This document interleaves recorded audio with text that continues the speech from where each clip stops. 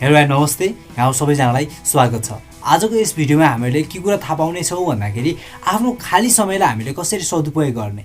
एउटा ठाउँमा एकजना गुरु बस्थे। त्यो गुरुलाई सेवा गर्न एकजना उसको चेला सधैँभरि उसको छेउमा रहन्थे। त्यो चेलालाई जिन्दगीमा त्यो गुरुको सेवा गर्नुबाहेक अरू कुनै उद्देश्य थिएन। अनि त्यसरी आफूलाई सेवा गरेको देखेर गुरुले त्यो चेलाप्रति एकदमै सहानुभूति प्रकट गर्छ। तिमीले मलाई यसरी सेवा गर्छौ, मैले तिम्रो लागि केही न केही त गर्नै नै पर्छ। भन तिमी के चाहन्छौ, म यो पुरा गर्दिन तयार छु। सन्यासीको यस्तो कुरा सुनेर चेलाले भन्छ, हेर्नुस् गुरु, यदि तपाईँ साँच्चै नै मेरो मनले चाहेको कुरा पुर्याउन चाहनुहुन्छ भने मलाई यस क्षेत्रको राजा बनाइदिनुहोस्। म यस क्षेत्रको सबैभन्दा धनाढ्य राजा हुन चाहन्छु। आफ्नो चेलाको कुरा सुनेर सन्यासीले भन्छन्, ल ठिक छ, म तिमीलाई यो देशको राजा र धनाढ्य व्यक्ति बनाइदिन तयार छु। म तिमीलाई एउटा सिक्का दिन्छु। यो सिक्का तिमीले 3 दिनभित्रमा त्यो माथि डाँडाको मन्दिरमा लगेर चढाइसक्नुपर्छ।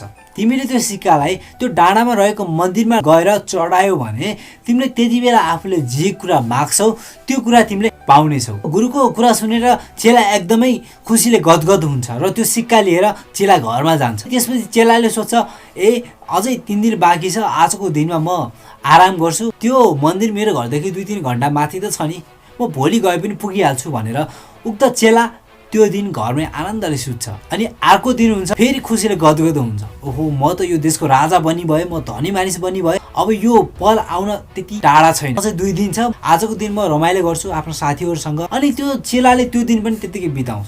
अर्को दिनमा ऊ बिउजिन्छ, फेरि खुसी हुन्छ। ओहो, म त यो देशको सबभन्दा ठुलो राजा बनी भएँ, म सबभन्दा धनी व्यक्ति बनी भएँ भनेर ऊ खुसी हुन्छ। अनि त्यसपछि उसले आफ्नो बाचा सम्झिन्छ, गुरुले 3 दिनभित्रमा यो सिक्का त्यो डाँडाको मन्दिरमा लगेर चढाउनु र आफूले चाहेको कुरा माग्नु भन्नुभएको छ।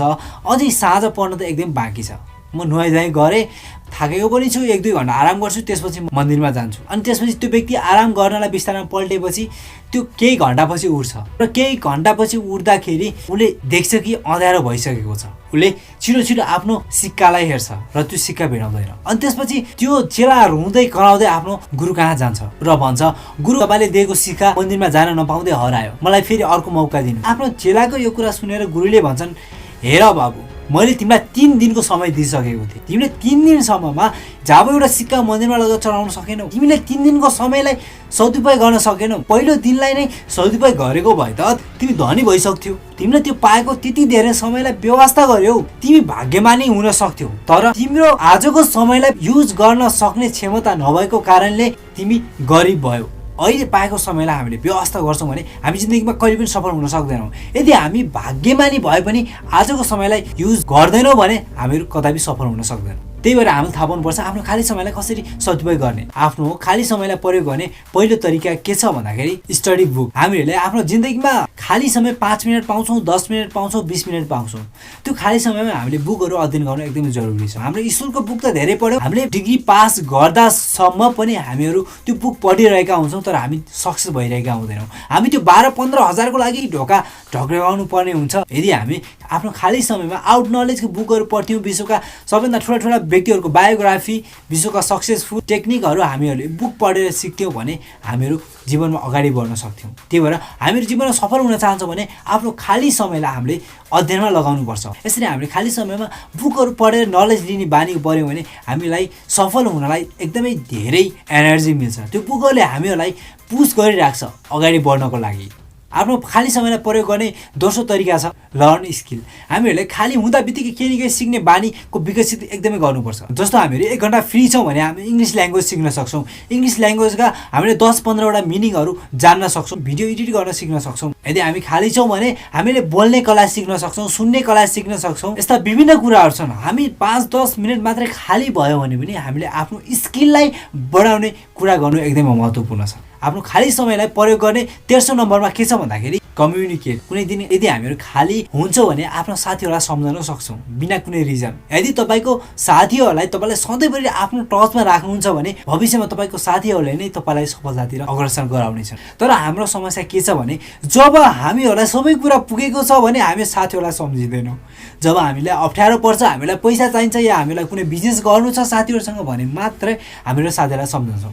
यो चाहिँ मानिसको सबभन्दा ठुलो कमजोरी हो। मानिसहरू भन्छन् मसँग समय छैन, त्यही भएर म साथीहरूसँग भेटघाट गर्न पाएको छैन। तर यो सरासर हामीहरू असफल हुने बाटो हो। त्यही भएर हामी खाली छौँ भने आफ्नो साथीहरूलाई कन्ट्याक्ट गर्न सक्छौँ, मेसेन्जरबाट मेसेज पठाउन सक्छौँ, फोन कल गर्न सक्छौँ। यदि हामी सफल हुन चाहन्छौँ भने आफ्नो साथीहरूसँग टचमा रहौँ। आफ्नो खाली समयलाई प्रयोग गर्ने चौथो नम्बरमा के छ भन्दाखेरि स्टार्ट समथिङ न्यू। जस्तो भनेको मतलब हामी खाली समयमा कुनै बिजनेस गर्न सक्छौँ। आफ्नो बिजनेस स्टार्ट गर्न चाहन्छौँ भने तपाईँसँग करोडौँको लगानी चाहिन्छ भन्ने कुरा हुँदैन। यदि तपाईँको इन्ट्रेस्ट हुनुपर्छ, तपाईँको रुचि हुनुपर्छ, तपाईँले 100 रुपियाँ छ भने पनि तपाईँले बिजनेस गर्न सक्नुहुन्छ। जस्तो इक्जाम्पल, तपाईँलाई 100 रुपियाँको एक दर्जन बिस्कुट किन्नुहुन्छ, 100 रुपियाँको तपाईँलाई 12वटा बिस्कुट आयो। तर त्यो 12वटा बिस्कुट बेच्नुभयो भने तपाईँलाई 120 रुपियाँ कमाउनु हुनेछ र 120 को बिस्कुट किन्नुभयो भने फेरि 140 कमाउनु हुनेछ। त्यही भएर हामीले बिजनेस गर्नको लागि मनग्गे पैसा चाहिन्छ भन्ने हुन्न, हामीहरूसँग इन्ट्रेस्ट हुनुपर्छ। यदि इन्ट्रेस्ट छ भने हामी 100 रुपियाँलाई लगानी गरेर पनि करोडपति हुन सक्छौँ। त्यही भएर आफ्नो खाली समयमा हामीले केही नयाँ कुरा गर्ने कोसिस गर्नु एकदमै जरुरी छ। यदि तपाईँमा फुटबलको रुचि छ भने खाली समयमा फुटबल खेल्नुहोस्। यदि तपाईँको क्रिकेटमा रुचि छ भने खाली समयमा क्रिकेट खेल्ने कोसिस गर्नुहोस्। यस्ता विभिन्न कुराहरू छन्। यदि तपाईँलाई डान्स गर्न मनपर्छ भने खाली समय पाउँदा बित्तिकै तपाईँले डान्सको प्र्याक्टिस गर्न सक्नुहुन्छ। आफ्नो खाली समयलाई प्रयोग गर्ने तरिका नम्बर 5 मा के छ भने अपडेट अन सोसल मिडिया। हामीहरू सोसल मिडियामा अपडेट रहौँ। हामीहरू सोसल मिडियामा अपडेट त सबै हुन्छौँ, तर कसरी अपडेट हुन्छौँ? आफ्नो भएको टाइमलाई लस गर्ने तरिकाले, हामीहरू आफ्नो टाइमलाई युज गर्ने तरिकाले अपडेट रहौँ न। जस्तो इक्जाम्पल, तपाईँको दिमागमा कुनै विचारहरू घुमिरहेको छ भने तपाईँले सोसल मिडियामा त्यो कुरा अपडेट गरिदिनुहोस्। यदि तपाईँलाई राम्रो कुरा बोल्न आउँछ भने केही बोलेर तपाईँले सोसल मिडियामा हाल्नुहोस्। सोसल मिडियामा कन्टिन्यू तपाईँ अपडेट भएकै हुनुपर्छ, किनकि तपाईँ पनि हुनुहुन्छ यो संसारमा भनेर तपाईँको साथीहरूले थाहा पाउनु जरुरी छ।